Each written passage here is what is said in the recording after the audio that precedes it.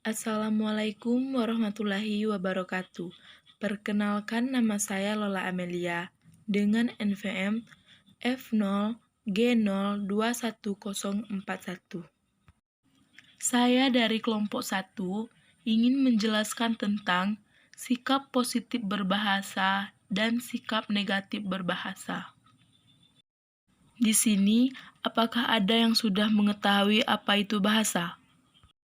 Saya akan menjelaskan pengertian bahasa menurut KBBI, yaitu sistem lambang bunyi yang arbiter yang digunakan oleh satu masyarakat untuk bekerja sama, berinteraksi, dan mengidentifikasi diri. Bahasa merupakan alat komunikasi yang berupa sistem lambang bunyi yang bermakna. Pengertian ini menunjukkan bahwa alat komunikasi lain yang tidak berupa sistem lambang bunyi, contohnya anggukan kepala, gelengan kepala, dan lambaian tangan, sebagai alat komunikasi, gerakan anggota tubuh tersebut merupakan bahasa isyarat. Berikut merupakan pengertian bahasa menurut para ahli. Menurut Bloomfield, bahasa adalah sistem lambang berupa bunyi yang bersifat sewenang-wenang yang dipakai oleh anggota-anggota masyarakat untuk saling berhubungan dan berinteraksi. Menurut Harimurti Keridaksana, bahasa merupakan sistem bunyi yang arbiter yang digunakan oleh suatu masyarakat untuk berkomunikasi, berinteraksi, bekerja sama, dan mengidentifikasi diri. Menurut Bill Adams, bahasa ialah sebuah sistem pengembangan psikologi seseorang atau individu dalam sebuah konteks intersubjektif.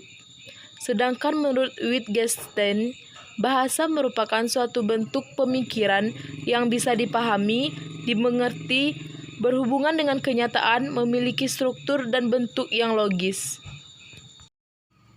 Sifat bahasa. Bahasa memiliki beberapa sifat yang berwujud bunyi. Salah satunya, 1. Bahasa merupakan perangkat bunyi. Bunyi itu bersistem dikeluarkan oleh alat bicara manusia. Setiap bahasa memiliki bunyi-bunyi yang bersistem. Misalnya, dalam bahasa Gorontalo, bunyi ila bermakna nasi, sedangkan dalam bahasa Batolaki bermakna lenyap atau dapat juga bermakna kalah. C. Fungsi bahasa. Konsep bahasa adalah alat untuk menyampaikan pikiran. Bahasa adalah alat berinteraksi atau alat untuk berkomunikasi. Dalam arti alat untuk menyampaikan pikiran, gagasan, konsep, atau perasaan. Salah satu contoh fungsinya adalah fungsi personal atau pribadi. Dilihat dari sudut penutur, bahasa berfungsi personal. Maksudnya, si penutur menyatakan sikap terhadap apa yang dituturkannya. Si penutur bukan hanya mengungkapkan emosi lewat bahasa, tetapi juga memperlihatkan emosi itu sewaktu menyampaikan tuturannya. Dalam hal ini, pihak mendengar juga dapat menduga apakah si penutur sedang sedih, marah, atau gembira. D. Sikap berbahasa. Pengertian sikap berbahasa. Sikap merupakan tingkah laku atau respon dari hasil suatu tindakan atau tuturan seseorang dalam kegiatan berbahasa, juga menghasilkan berbagai sikap yang bisa disebut sikap berbahasa. Sikap ini akan memengaruhi bagaimana bahasa itu digunakan, baik dari sifat, variasinya, tuturannya, maupun bentuknya. Berbahasa adalah salah satu wujud kepribadian dan intelektualitas. Menurut Krida Laksana, sikap bahasa adalah posisi mental atau perasaan terhadap bahasa sendiri atau bahasa orang lain. Dan Rusyana menyatakan bahwa sikap bahasa dari seorang pemakai bahasa atau masyarakat bahasa baik yang diwibahasawan maupun multibahasawan akan berwujud berupa perasaan bangga atau mengejek, menolak atau sekaligus menerima suatu bahasa tertentu atau masyarakat pemakai bahasa tertentu, baik terhadap bahasa yang dikuasai oleh setiap individu maupun oleh anggota masyarakat. 2.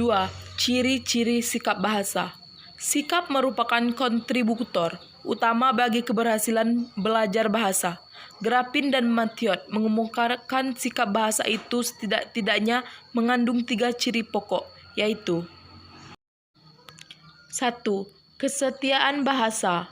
Kesetiaan bahasa adalah keinginan masyarakat mendukung bahasa itu untuk memelihara dan mempertahankan bahasa itu, bahkan perlu mencegahnya dari pengaruh bahasa lain.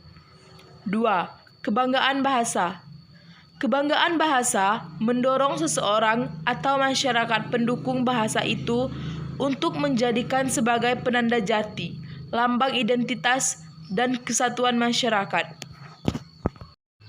3. Kesadaran adanya norma bahasa.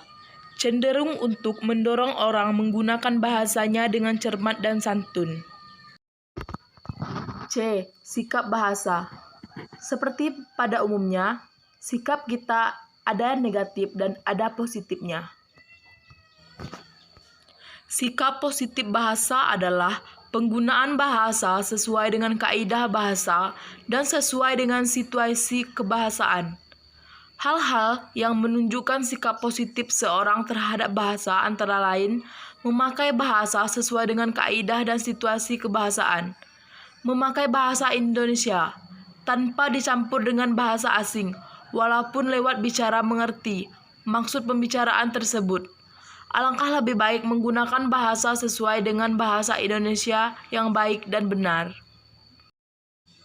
Adapun sikap negatifnya. Sikap negatif. Sikap negatif bahasa akan menyebabkan orang acuh terhadap pembinaan dan pelestarian bangsa. Mereka menjadi tidak bangga lagi memakai bahasa sendiri sebagai penanda jati diri. Bahkan, mereka merasa malu memakai bahasa itu. Contoh fenomena negatif 1. Banyak orang Indonesia memperlihatkan dengan bangga kemahirannya menggunakan bahasa Inggris, walaupun mereka tidak menguasai bahasa Indonesia dengan baik. 2. Banyaknya orang Indonesia merasa malu apabila tidak menguasai bahasa asing atau bahasa Inggris, tetapi tidak pernah merasa malu apabila tidak menguasai bahasa Indonesia. 3.